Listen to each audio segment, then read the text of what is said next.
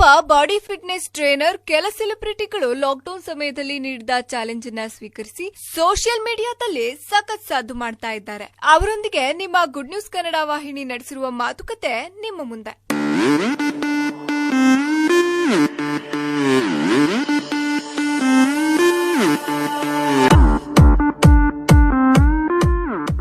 ನೀವು ನೋಡ್ತಾ ಇದ್ದೀರಾ ಗುಡ್ ನ್ಯೂಸ್ ಕನ್ನಡ. ನಾನು ಅನುಷಾ. ಸೋಷಿಯಲ್ ಮೀಡಿಯಾದಲ್ಲಿ ಕೆಲವು ಸೆಲೆಬ್ರಿಟಿಗಳು ಫಿಟ್ನೆಸ್ ವಿಡಿಯೋವನ್ನ ತಮ್ಮ ಫ್ಯಾನ್ಗಳಿಗಾಗಿ ಚಾಲೆಂಜ್ಗಾಗಿ ನೀಡ್ತಾ ಇದ್ದಾರೆ. ಆದ್ರೆ ನಾವು ಅದನ್ನ ನೋಡಿ ಸುಮ್ಮನೆ ಬಿಡ್ತೀವಿ. ಆದ್ರೆ ಅಭಿಷೇಕ್ ಅನ್ನೋರು ಆ ಚಾಲೆಂಜ್ ಅನ್ನ ಆಕ್ಸೆಪ್ಟ್ ಮಾಡಿದ್ದಾರೆ.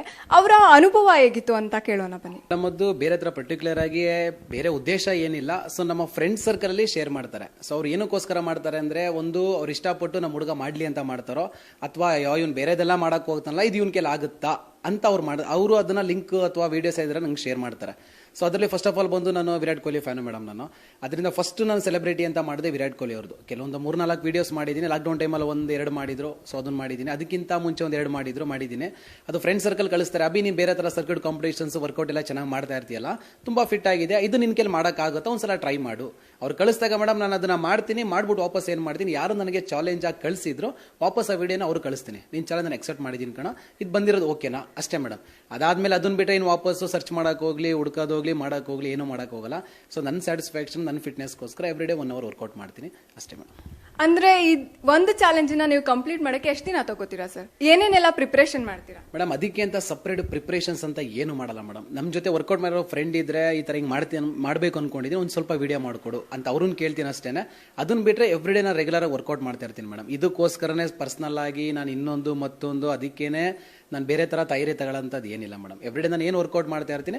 ಅದ್ರ ಜೊತೆ ಮಧ್ಯ ಯಾರ ಲಿಂಕ್ ಶೇರ್ ಮಾಡಿದ್ರೆ, ಅಕಸ್ಮಾತ್ ಇವತ್ತು ಸಾಯಂಕಾಲ ಬೆಳಿಗ್ಗೆ ಜಿಮ್ಗೆ ಹೋಗ್ಬೇಕು, ನೈಟ್ ಯಾರಾದ್ರೆ ಅಭಿ ವಿಡಿಯೋ ಮಾಡೋಕ್ಕಾಗುತ್ತಾ, ಸೊ ಓಕೆ ಟ್ರೈ ಮಾಡೋಣ. ಬೆಳಿಗ್ಗೆ ಹೋದ ತಕ್ಷಣ ಜಿಮ್ ಅಲ್ಲದೇನೆ ಇದು ಮಾಡೋಣ, ಒಂದ್ಸಲ ಟ್ರೈ ಮಾಡಿ ನೋಡೋಣ, 1-2-3 ಸಲ ಆ ಥರ ಅಷ್ಟೇ ಮೇಡಮ್. ಅದು ಪರ್ಟಿಕ್ಯುಲರ್ ಆಗಿ ಅದಕ್ಕೋಸ್ಕರನೇ ಮಾಡಬೇಕು ಅಂತ ಏನು ಅದಕ್ಕೆ ನೆಕ್ಸ್ಟ್ ಏನು ತಯಾರಿ ಇಲ್ಲ, ಏನು ತಗೊಳ್ಳಲ್ಲ.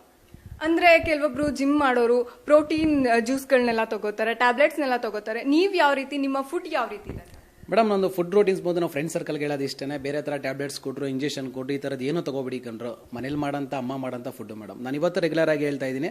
2-2.5 ವರ್ಷದಿಂದ ಈ ಫೀಲ್ಡಲ್ಲಿ ಇದ್ದೀನಿ ಮೇಡಮ್. ನಾನು ಬೆಳಗ್ಗೆ ಎದ್ದ ತಕ್ಷಣ ಅಮ್ಮ ನನಗೆ ಮೊಳಕೆ ಕಾಳು ಕೊಡ್ತಾರೆ, ಸ್ವಲ್ಪ ಡ್ರೈ ಫ್ರೂಟ್ಸ್, ಹಾಲು, ಬಾಳೆಹಣ್ಣು, ಇದನ್ನ ತಗೊಂಡು ನಾನು ಜಿಮ್ಗೆ ಹೋಗ್ತೀನಿ ಮೇಡಮ್.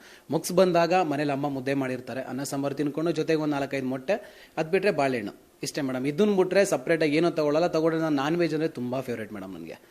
ಮಟನ್ನು, ಚಿಕನ್ನು, ಎಲ್ಲ ಥರ ನಾನ್ ವೆಜ್ನ ತುಂಬ ಚೆನ್ನಾಗಿ ತಿಂತೀನಿ ಅಷ್ಟೇ ಮೇಡಮ್. ಮನೇಲಿ ಮಾಡೋಂಥ ಅಮ್ಮ ಮಾಡೋಂಥ ಫುಡ್ಡನ್ನ ತುಂಬ ತೊಗೊಳ್ಳೋದು. ಅದನ್ನ ಬಿಟ್ಟರೆ ಸಪ್ರೇಟಾಗಿ ಬೇರೆ ಥರ ಯಾವ ಪ್ರೋಟೀನ್ಸೇ ಆಗಲಿ, ಮತ್ತೊಂದು ಟ್ಯಾಬ್ಲೆಟ್, ಇಂಜೆಕ್ಷನ್ನು, ಈ ಥರ ಸಪ್ಲಿಮೆಂಟ್ಸ್ ಬೇರೆ ಏನೂ ಯೂಸ್ ಮಾಡಲ್ಲ. ಬೇರೆ ಫ್ರೆಂಡ್ಸ್ಗಳು ಕೂಡ ಅದನ್ನು ಹೇಳ್ತೀನಿ ನಾನು, ನ್ಯಾಚುರಲ್ ಬಿಲ್ಡ್ ಮಾಡಿ 4 ದಿನ ಆಗೋದು ಒಂದು 10 ದಿನ ಆಗಲಿ, ಲೇಟ್ ಆದರೂ ತೊಂದರೆ ಇಲ್ಲ, ಬಟ್ ಸಾಯೋವರೆಗೆ ಇರುತ್ತೆ. ಅದನ್ನ ನಾನು ಪ್ರತಿಯೊಬ್ಬರಿಗೆ ಅದನ್ನ ಹೇಳಕ್ ಇಷ್ಟಪಡ್ತೀನಿ ಮೇಡಮ್.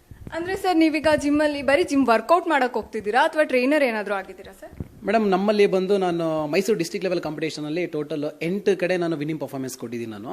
ಅದರಲ್ಲಿ ಬಂದು ಲಾಸ್ಟ್ ಫೆಬ್ರವರಿ ತಿಂಗಳಲ್ಲಿ ಮೈಸೂರು ಮಲ್ಟಿಫಿಟ್ ಅಲ್ಲಿ 300 ಸರ್ಕ್ಯೂಟ್ ಚಾಲೆಂಜ್ ಅಂದ್ಬಿಟ್ಟು ಒಂದು ಕಾಂಪಿಟೇಷನ್ ಇತ್ತು. ಅದು ಲಾಸ್ಟ್ ಇಯರ್ ಮಾಡಿದ್ರು, ಅದರಲ್ಲೂ ಕೂಡ ನಾನೇ ಫಸ್ಟ್ ಪ್ಲೇಸ್ ಮಾಡಿದೆ. ಈ ಸಲ ಅದನ್ನೇ ಪಾರ್ಟ್ 2 ಅಂತ ಮಾಡಿಬಿಟ್ಟಿರೋದು, ಅದಕ್ಕಿಂತ 5 ವರ್ಷ ಅಂತರ ಇರೋಂಥ ಸರ್ಕ್ಯೂಟ್ ಚಾಲೆಂಜು. ಸೊ ಸರ್ಕ್ಯೂಟ್ ಚಾಲೆಂಜಲ್ಲಿ ಆ ಟೈಮಲ್ಲಿ ನಾನು ಒಂದು 20 days ತುಂಬ ಪ್ರಾಕ್ಟೀಸ್ ಮಾಡಿದೆ ಮೇಡಮ್. ಅದು ತುಂಬ ಪ್ರಾಕ್ಟೀಸ್ ಮಾಡಿ ಅಲ್ಲಿ ನಾನೇನು ಮಾಡಿದೆ, ಪಾರ್ಟಿಸಿಪೇಟ್ ಮಾಡಿದೆ. ಸೊ ಪಾರ್ಟಿಸಿಪೇಟ್ ಮಾಡಿದಾಗೆ ವಿನ್ ಆದಾಗ, ಸೊ ನನ್ನಲ್ಲಿ ಏನಕ್ಕೆ ಅಂತಾರೆ ಫ್ರೆಂಡ್ಸ್ಗಳು ಹೇಳಿದ್ರು, ಅಭಿ ಚೆನ್ನಾಗಿ ಮಾಡ್ತೀಯ, ಎಲ್ಲ ಕಾಂಪಿಟೇಷನ್ ಅಟೆಂಡ್ ಮಾಡ್ತೀವಿ, ಇದ್ರ ಬಗ್ಗೆ ತಿಳ್ಕೊಂಡಿದ್ಯಾ, ಸೊ ನೀನು ಒಬ್ಬ ಟ್ರೈನರ್ ಆಗಿ ಯಾಕೆ ಮಾಡಬಾರ್ದು ಅಂತ ಬಂದಾಗ ನನಗೊಂದು ಕರೆಕ್ಟ್ ಇವ್ರು ಹೇಳ್ತಾ ಇರೋದು ಅಂತ ಒಂದು ನನ್ನ ಮೈಂಡಲ್ಲಿ ಬಂದು ಕೂತ್ಕೋತು. ಸೊ ನಾನು ಆಸ್ ಎ ಟ್ರೈನರ್ ಆಗಬೇಕು, ಸೊ ನನಗೂ ನಾನು ಕಲ್ತಿರೋದು 4 ಜನಕ್ಕೆ ಹೇಳ್ಕೊಡ್ಬೇಕು. ಅದೊಂದು ಖುಷಿ ಬಂದಾಗ ಏನು ಮಾಡಿದೆ ಮೇಡಮ್, ನಾನು ಮಲ್ಟಿಫಿಟ್ ಮ್ಯಾನೇಜರ್ ಹತ್ರ ನಾನು ಮಾತಾಡಿದೆ, ಸರ್ ನನಗೂ ಈ ಥರ ಬರಬೇಕು ಅಂತ ಇಷ್ಟ ಇದೆ, ಸೊ ಏನಾರು ನಂಗೊಂದು ಚಾನ್ಸ್ ಕೊಡ್ತೀರಾ ನೀವು ಅಂತ. ಸರಿ ಬಿ ಒಂದು ಇಂಟರ್ವ್ಯೂ ಅಟೆಂಡ್ ಮಾಡು, ಆಮೇಲೆ ನೋಡೋಣ ಈ ಥರ ಹೇಳಿದ್ರು ಮೇಡಮ್. ಅದಾದಮೇಲೆ ಸೊ ಇಂಟರ್ವ್ಯೂ ಅಟೆಂಡ್ ಮಾಡಿದೆ, ಓಕೆ ಆಯಿತು. ಅದಕ್ಕಿಂತ ಮುಂಚೆ ನಾನು DRC ಸಿನಿಮಾಸಲ್ಲಿ ವರ್ಕ್ ಮಾಡ್ತಾ ಇದ್ದೆ. ಸೊ ಅಲ್ಲಿ ಮಲ್ಟಿಫಿಟ್ ಓನರ್ ಬಂದು, ನಮ್ಮ DRC cinemas owner Vaishali madam ಹತ್ರನೇ ಬಂದು, ಸರ್ ಹಿಂಗೆ ಅಭಿನ ನಾನು ಕರ್ಕೋಬೋದಾ ನಾನು ಅಂತ ಅವರೇ ಕೇಳಿದ್ರು. ಅದಕ್ಕೆ ಮೇಡಮ್ ಅಂದ್ರೆ ಅಭಿಗೆ ಅದ್ರಲ್ಲಿ ತುಂಬ ಇಂಟ್ರೆಸ್ಟ್ ಐತೆ, ಹುಡುಗನ ಒಳ್ಳೇದಾಗುತ್ತೆ ಅಂದರೆ ನಾವು ಏನು ಮಾಡೋಕೆ ರೆಡಿ ಇದೆ, ಕರ್ಕೊಳ್ಳಿ ಅಂತ ಹೇಳಿದ್ರು ಮೇಡಮ್. ನೆಕ್ಸ್ಟ್ ಬಂದು ಮಾರ್ಚ್ 15 ನಾನು ಟ್ರೈನರ್ ಆಗಿ ಹೋಗಬೇಕಿತ್ತು. ಸೊ ಲಾಕ್ಡೌನ್ ಸ್ಟಾರ್ಟ್ ಆಯಿತು ಮೇಡಮ್. ಅವಾಗಿಂದ ಈಗ ಜಿಮ್ ಓಪನ್ ಆಗಿ ಒಂದು 15 days ಆಗಿದೆ. 15 days ಒಂದು ವೀಕ್ ಏನೋ ಇವಾಗ ಆಸ್ ಎ ಟ್ರೈನರ್ ಆಗಿ ವರ್ಕ್ ಮಾಡೋಕೆ ಸ್ಟಾರ್ಟ್ ಮಾಡಿದ್ದೀನಿ ಮೇಡಮ್. ನಾನು ಜಸ್ಟ್ 1-2 weeks ಆಯ್ತು ಅಷ್ಟೇ. ಅಂದ್ರೆ ನೀವೀಗ ಕೆಲ್ಸಕ್ಕೂ ರಿಸೈನ್ ಮಾಡಿದ್ರಿ, ಮತ್ತೆ ಈಗ ಜಿಮ್ ಕಡೆನು, ಯಾಕಂದ್ರೆ ಲಾಕ್ಡೌನ್ ಆಗಿ ಜಿಮ್ ಕೂಡ ನಿಂತಿತ್ತು. ನಿಮ್ಮ ಪರಿಸ್ಥಿತಿ ಲಾಕ್ಡೌನ್ ಟೈಮಲ್ಲಿ ಹೇಗಿತ್ತು ಸರ್? ಮೇಡಮ್ ಅವಾಗ ಅಂದ್ರೆ ತುಂಬಾ ಕ್ರಿಟಿಕಲ್ ಆಯ್ತು ನನಗೆ ಅಂತಲ್ಲ, ಇಡೀ ಪ್ರಪಂಚಕ್ಕೆ ಆ ಟೈಮಲ್ಲಿ ಏನಾಗಿತ್ತು ಅಂತ ನಿಮಗೂ ಗೊತ್ತು. ಸೊ ನಮ್ಮ ಲೆವೆಲ್ಗೆ ನಮಗೆ ತುಂಬಾ ಪರಿಸ್ಥಿತಿ ಕ್ರಿಟಿಕಲ್ ಆಗಿತ್ತು ಮೇಡಮ್. ಆ ಟೈಮಲ್ಲಿ ಬಂದು ಏನಾಯ್ತು, ನಮ್ದು ಹಳೆ ಜಿಮ್ ಕ್ಲೈಂಟ್ಸ್ಗಳಿದಲ್ಲ, ಸೊ ಕೊರೋನಾ ಒಂಚೂರು ಕಮ್ಮಿ ಆದಾಗ ಅಲ್ಲಿ ಕೆಲವೊಬ್ಬರಿಗೆ ಆನ್ಲೈನ್ ಕ್ಲಾಸಸ್ ತಗೋತಾ ಇದ್ವಿ. ಒಂದು ಕ್ಲಾಸ್ಗೆ ಇಷ್ಟು ಅಂತ ಪೇಮೆಂಟ್ ಕೊಡ್ತಾ ಇದ್ರು. ಅದಾದ್ಮೇಲೆ ಔಟ್ಡೋರ್ ಎಲ್ಲಾದ್ರೂ ಫ್ರೀ ಇದ್ದಾಗ ಸ್ವಲ್ಪ ಸೋಷಿಯಲ್ ಡಿಸ್ಟೆನ್ಸ್ ಮೇಂಟೈನ್ ಮಾಡಿ ಅವ್ರಿಗೆ ತರ ಸಮಸ್ಯೆ ಆಗ್ದಂಗೆ. ಸೊ ಇವತ್ತೊಂದು ದಿನ ಕೊರೋನಾದಲ್ಲಿ ಏನಪ್ಪಾ ಅಂತಂದ್ರೆ ಫಿಟ್ನೆಸ್ ಇದ್ರೆ ಬೆಟರ್ ಮೇಡಮ್. ಡೈಲಿ ವರ್ಕೌಟ್ ಮಾಡಿ, ಒಳ್ಳೆ ಫುಡ್ ತಿನ್ನಿ, ಬಿಸಿ ಊಟ ಮಾಡಿ, ರೆಸ್ಟ್ ಮಾಡಿ, ಆರಾಮಾಗಿರಿ, ಯಾವ ಕೊರೋನಾ ಬರಲ್ಲ. ಈ ಉದ್ದೇಶಕ್ಕೋಸ್ಕರ ಏನು ಮಾಡಿದ್ವಿ, ನಮ್ಮ ಕ್ಲೈಂಟ್ಸ್ಗಳ ಬಿಡಬಾರ್ದು ಅನ್ನೋ ಉದ್ದೇಶಕ್ಕೆ. ಸೊ ಇಲ್ಲಾದ್ರೂ ಪಾರ್ಕು ಅಥವಾ ಕುಕ್ರಳ್ಳಿ ಕೆರೆ, ಯೂನಿವರ್ಸಿಟಿ, ಈ ತರ ಸ್ವಲ್ಪ ಸೋಷಿಯಲ್ ಡಿಸ್ಟೆನ್ಸ್ ಮೇಂಟೈನ್ ಮಾಡಿ 10 ಜನಕ್ಕೆ ವರ್ಕೌಟ್ ಮಾಡಿಸ್ತಾ ಇದ್ವಿ. ಪ್ರತಿದಿನ ಇವತ್ತು 4-5 ಜನ ಟ್ರೈನರ್ಸ್ ಇದ್ವಿ ಮೇಡಮ್ ನಮ್ಮ ಮಲ್ಟಿಫಿಟ್ ಅಲ್ಲಿ. ಸೊ ಇವತ್ತು ನೀವು ತಗೊಳ್ಳಿ, ನಾಳೆ ನಾನು ತಗೋತೀನಿ, ನಮ್ಮಲ್ಲೇ ಅಂಡರ್ಸ್ಟ್ಯಾಂಡಿಂಗ್ ಅಲ್ಲಿ ಒಂದು ಸೆಷನ್ಗೆ ಇಷ್ಟು ಅಂತ ಅಮೌಂಟ್ ಕೊಡ್ತಾ ಇದ್ರು. ಸೊ ಅದರಲ್ಲಿ ಹೆಂಗೋ ಸಣ್ಣ ಪುಟ್ಟ ಖರ್ಚು ಮೇಂಟೈನ್ ಆಗ್ತಾ ಇತ್ತು ಮೇಡಮ್. ಧನ್ಯವಾದಗಳು ಸರ್. ಇದೇ ರೀತಿ ಇವರು ಹಲವಾರು ಚಾಲೆಂಜ್ಗಳನ್ನ ಕಂಪ್ಲೀಟ್ ಮಾಡಲಿ, ಸೋಷಿಯಲ್ ಮೀಡಿಯಾದಲ್ಲಿ ಮತ್ತಷ್ಟು ಸದ್ ಮಾಡಲಿ ಅಂತ ಹೇಳ್ತಾ ಈಗಿನ ಕಾರ್ಯಕ್ರಮವನ್ನ ಮುಗಿಸ್ತಾ ಇದ್ದೀನಿ. ಮತ್ತಷ್ಟು ಅಪ್ಡೇಟ್ಗಾಗಿ ನೋಡ್ತಾ ಇರಿ ಗುಡ್ ನ್ಯೂಸ್ ಕನ್ನಡ.